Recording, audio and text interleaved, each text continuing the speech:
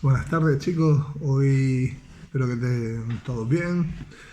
Hoy hablaremos un poquito de ética kantiana y les convocaré para una próxima clase de dudas en unos días. Los efectos especiales corren a cargo de Ernesto. Bueno, miren ustedes. Como saben, la filosofía de Kant tiene dos aspectos fundamentales. El primero es la epistemología, al que hemos dedicado varias clases, cuando todo iba más normal. Pero luego, por otro lado, está la ética. Kant estudia la acción humana, la ética, en una obra muy famosa suya que se llama La crítica de la razón práctica.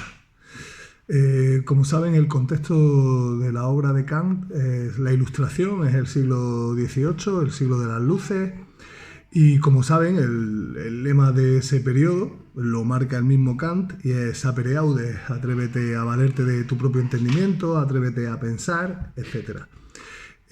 Pues bien, la obra de la crítica de la razón práctica, así como otra obra bastante interesante e importante de la ética kantiana, que es la metafísica de las costumbres, gira en torno a ese ideal de la Ilustración, de atrevernos a valernos de nuestro propio entendimiento, atrevernos a pensar, y en realidad, como les dije en clase, es una invitación a dejar de ser menores de edad, pero no biológicamente, sino moralmente, racionalmente, etc. Bien, el lema de la Ilustración, como les digo, es sapere aude, y Kant quiere llevar esto a su ética,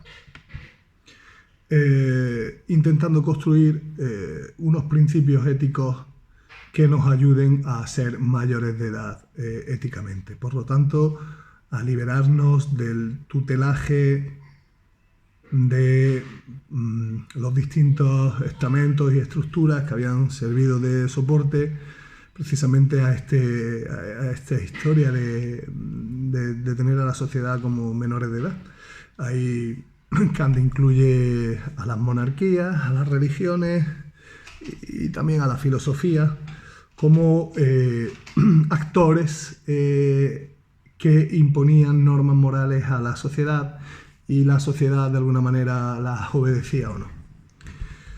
Kant dice que este tipo de éticas que dicen al ser humano lo que tiene que hacer, necesariamente les tienen en un estado de minoría de edad, porque al final obedecemos las normas que nos dicen otros. Por lo tanto, para entender bien lo que Kant quiere decir, voy a intentar hacer una comparación que el mismo Kant hace entre éticas anteriores a él y su propuesta. La ética kantiana, él mismo la denomina ética formal. Dice Kant que una ética formal se opone siempre, o es siempre distinta a las éticas anteriores que el ser humano que nos habíamos dado, ¿no? Las éticas anteriores a Kant, el mismo Kant denuncia que son éticas, y aquí viene uno de los primeros conceptos que tienen que tener claros, éticas materiales. Por ética material me refiero a que te dan la materia, que te dan la norma hecha, que son normas con contenido empírico. Por ejemplo, cualquier código normativo de una religión: no matarás, no robarás, o cualquier ética, como por ejemplo la de Aristóteles, dedícate a las virtudes dianoéticas para ser feliz, ¿no? Son éticas materiales porque nos dicen empíricamente lo que tenemos que hacer, ¿vale? Frente a esas éticas materiales, Kant propone una ética formal, vacía de contenido, que no nos diga absolutamente nada de lo que debemos o no debemos de hacer, pero que a su vez sean éticas, y ojo que esto también es uno de los conceptos importantes, racionales, por lo tanto válidas para todo el mundo, en cualquier época, por lo tanto racionales y universales. Bueno, pero ¿cómo puede Kant pretender que una ética que no dice nada, que no tiene ningún contenido material, sino que es formal, nos saque de la minoría de edad? Bien, dice Kant que necesariamente todas las éticas materiales anteriores a él son éticas, viene otro de los conceptos importantes, heterónomas. Heterónomas significa que mi voluntad no las ha generado, sino que las ha generado una voluntad ajena. Por ejemplo, insisto, la religión, los monarcas, los filósofos.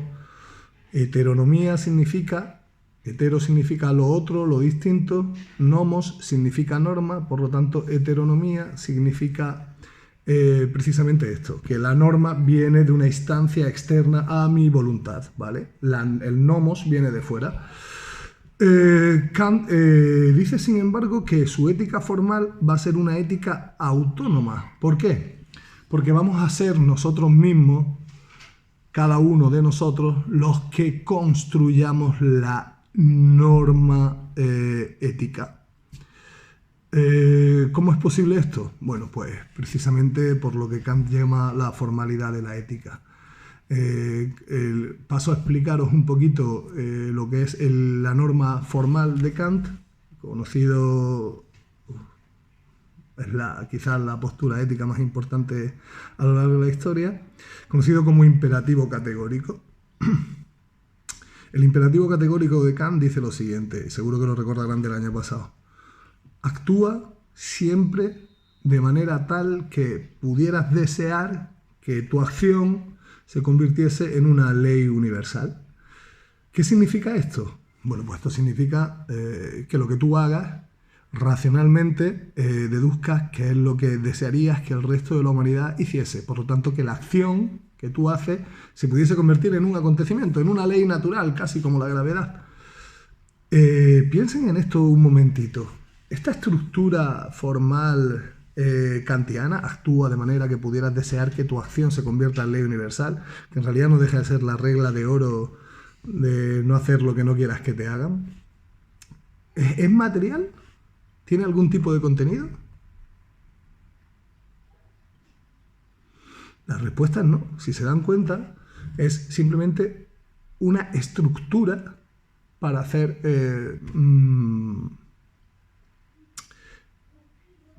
normas, pero ojo, normas autónomas, porque ahora eres tú el que generas tu propia norma, de manera racional, pensando, y universal, válida para todos.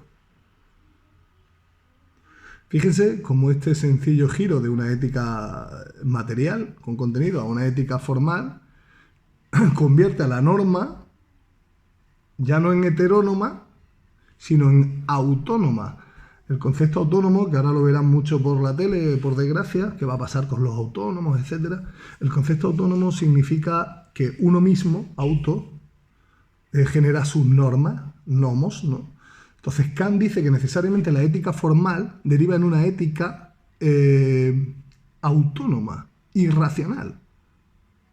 En realidad es cambiar el qué hay que hacer por cómo hay que hacerlo. Que la ética sea heterónoma, perdón, que la ética sea autónoma, coloca al sujeto en el centro de la acción moral. Es evidente, porque solo el sujeto hace lo que considera racionalmente que debe de hacer.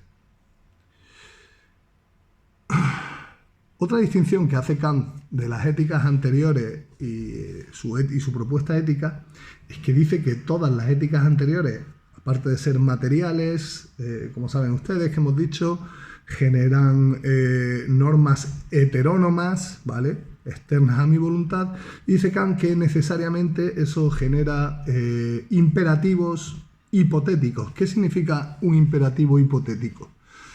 Bueno, pues un imperativo hipotético significa que cuando una norma moral es externa a tu propia voluntad, no emana de tu voluntad racional, sino que emana de otra voluntad, ese imperativo, porque las normas siempre se dan en modo imperativo: abre la ventana, cierra la puerta, lee, no fumes, etc.